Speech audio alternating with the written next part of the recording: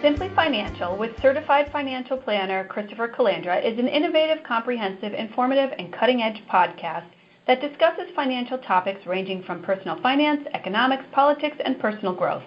Simply Financial will cover intriguing and thought-provoking questions so that the listener can simply increase their financial IQ.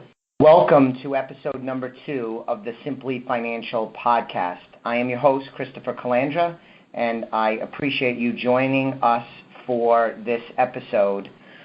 Today, what I wanted to talk about is the Certified Financial Planner, or CFP, professional designation. I'm a Certified Financial Planner, or CFP. I have been a CFP since 2003. My wife, Joelle, who is part of the team here at Elliott Wealth, had actually taken her coursework and passed her exam before I did. So if you could appreciate this, there was a lot of pressure on me back in 2003 to pass the exam to keep pace with my wife. But we wanted to talk about the CFP designation, what it is, what the requirements are, how difficult is it to attain. And once we get beyond that, I want to share with the listeners why we believe the CFP designation is important to us and what it means to us. I also want to talk about how it helps us serve our clients and why clients ought to have perceived value in the CFP designation. And I want to talk also about how it's viewed in the marketplace and talk about some other designations that are out there as well. There's a code of ethics. We'll touch on that and give you some statistics on how few CFPs, that's the right way to say it, how few CFPs there actually are in the marketplace. It's actually a special group. I also want to bring on the line now Lindy Brock, part of the team here at Elliott Wealth Management. She and I work very, very closely day in and day out. Lindy, thank you for joining us. Hello, Chris. So part of what, Lindy, you're going to join in is because you have a different perspective because you are not a CFP, but you're not a CFP yet, right? That is correct. I am currently taking the courses meeting the education requirement to be able to take my CFP test and become a CFP professional. Beautiful. And to begin with, just to get everyone on the same page, the Certified Financial Planner designation is for financial professionals who meet the requirements established by the Certified Financial Planner Board of Standards. There are other people in the marketplace, and Lindy, we see this all the time. People in the marketplace describe themselves as financial planners, but it's a little bit of a misnomer because only those individuals who have earned the CFP mark, which means that they've demonstrated the experience required, the education required, and have agreed to the ethical standards, can actually use that financial planner terminology. Although in the marketplace it's kind of mixed in as just a generic term, and it's difficult for consumers, I think, to discern the difference between somebody who just has their securities license or someone who describes themselves as a financial planner in comparison to somebody who actually is a certified financial planner like we are here at Elliott Wealth Management. You see that on a regular basis, don't you, Lindy?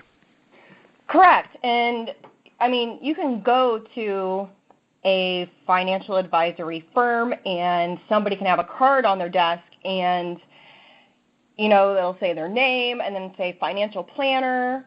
And you would think that, you know, this person is certified, that there's something that they have done to actually be able to put that on their card, but that isn't true. The CFP board allows you to use the CFP marks, and it's actually it's trademarked. and you can only put CFP with the registered trademark sign behind your name if you are CFP, if you do hold the CFP designation. So That's really right. watching for that CFP mark is the right way to be able to tell if the professional that you're working with has the designation. So let's take a moment and just talk about what the requirements are. So you have to, in order to become a CFP and to use the CFP mark, as Lindy just referenced, you need to hold a bachelor's degree. You need to complete a CFP board registered education program. So you have required coursework akin to CPA type coursework. You have to complete that coursework. Then once you complete that coursework, that makes you eligible to sit for the CFP exam, which I think is, what are they, that exam is what, 2 or 3 times a year, Lindy? It is 3 times a year. There's 7-hour slots that the test takes, and it is about a 62% pass rate. Yeah, and so you read my mind. It's important for listeners to understand that the coursework is not easy. It's very thorough. There's a vast amount of information. It's a rigorous coursework. Then the exam is a nasty, nasty exam. It's hours long, and it is very comprehensive. There's an enormous amount of material that you need to learn and be able to apply to pass the exam. And if you think about it, with that 62% pass rate, you have people that have college degrees. Presumably lots of them are in finance, economics, business-oriented degrees. You have to go through this rigorous coursework just to sit for the exam. And even after going through that, the people that sit for the exam, only about 6 out of 10 pass. There's also a requirement that to sit for the exam and to be, well, not to sit for the exam, but to become a CFP, you need to have work experience in the financial planning industry. I think it's 3 years of work experience. So the exam is a really tough exam. You only have to do it once, though, and Lindy is going to take the exam either in November or March, and so she'll know exactly what I'm speaking about when you take the exam here in a little bit. But Joelle passed it the first time. I passed it the first time, so you might have a little pressure to pass it the first time. I got this. Beautiful. I sort of want to touch on, we talked about the education leading up to the exam, and I wanted to touch on a few areas of that education just so people know sort of what we do get educated on and know how to do. And that includes risk management, investments, income tax planning, retirement and employee benefits planning, estate planning, financial plan development, and a big thing that they just started doing recently that they used to not focus as much on is the interpersonal communication that it takes to actually communicate this to clients and be able to get information out of them and work with them. Beautiful. Beautiful. And what CFPs are meant to do for clients is to help them, and this is what I do, it's what Lindy does, it's what we do here as a team at Elliott Wealth Management Services, is help clients create a personal plan, establish a financial and personal goals, create that plan to help them achieve them, evaluate their financial well-being through a thorough analysis of their assets, their liabilities, their income, their taxes, investments, insurance, to be very comprehensive. CFPs are going to identify areas of concern, help clients address them by developing and implementing a plan to take those areas of concern and personal nuances into account. And this is key, Lindy, is to review the plan periodically to accommodate clients' changing personal circumstances, changes in their financial goals, changes in taxes, in the markets, in the economy. So that's just a brief overview of how CFPs work with clients and how we work with our clients here at Elliott Wealth. What I wanted to ask you, Lindy, especially now that you're involved in the coursework, I want to share with what I think it means to be a CFP. But given that you're on the verge within a year or two of obtaining the CFP designation, what do you think it's going to mean to you and your role in working with clients? What it has meant thus far, it's really broadened my depth of knowledge when dealing with clients, learning about all these different facets that you learn about and how they connect to each other.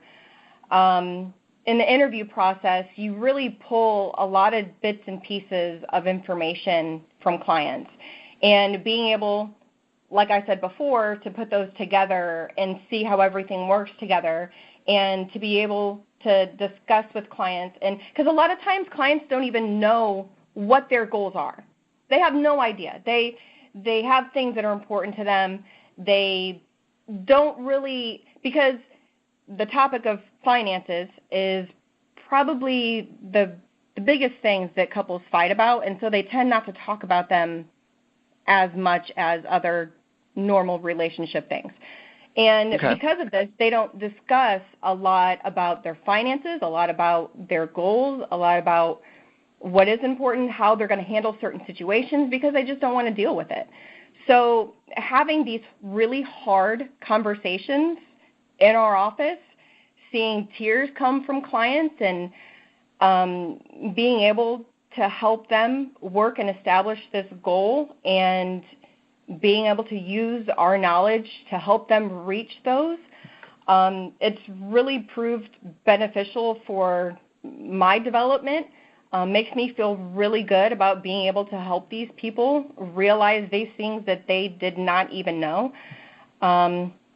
It makes me feel really connected with the clients, and you develop this long-lasting trust and relationship that will last for years.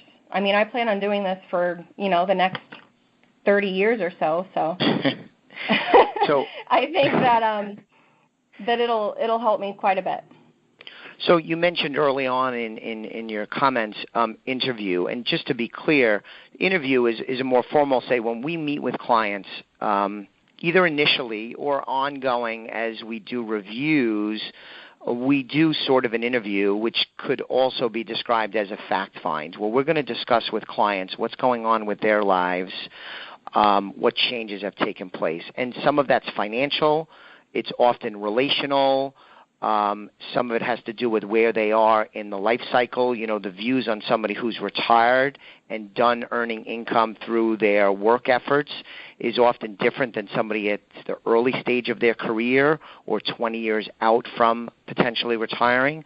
So that interview term that you used is a good place to describe how we work with clients, where we meet with them, either prospects or clients, and do a fact find, ask them questions about what's going on. And the more we know, a little like a doctor-patient kind of relationship, the more that we know, the more that we appreciate what the client is trying to accomplish, what they've done so far, what they want to do, what their concerns are, what's important to them, the better we're able to use our vast technical knowledge, our systems and experience to help that client get to where they want to go.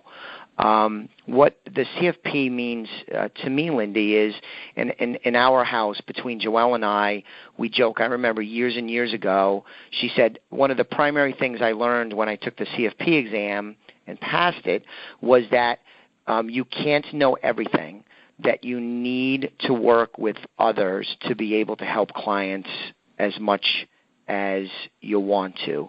And we see that day in and day out. Here at Elliott Wealth Management, we have a great team. We have an economist, We have a couple of CFPs. We have 2 CPAs.